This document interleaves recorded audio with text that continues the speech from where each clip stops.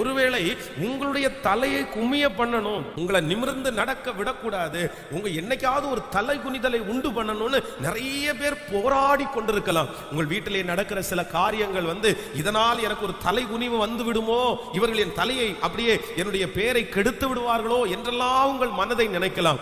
ஆனால் நான் நம்புகிறேன், கர்த்தர் உங்களுக்கு கொடுத்த வாக்குத்தத்தம் உண்மையானதானால் உங்களுக்கு விரோதமாய் உங்களை எத்தனை பேர் தலை குனிய வைக்கணும்னு முயற்சி எடுத்தாலும் நீங்க சுத்தமா இருக்கிற பட்சத்துல உங்க தலையை ஒருவராலும் குனிய பண்ண முடியவே முடியாது. எவ்வளவு பெரிய ஆள் வேணாலும் எலம்பட்டும் ஆண்டவருடைய பிள்ளைகளை.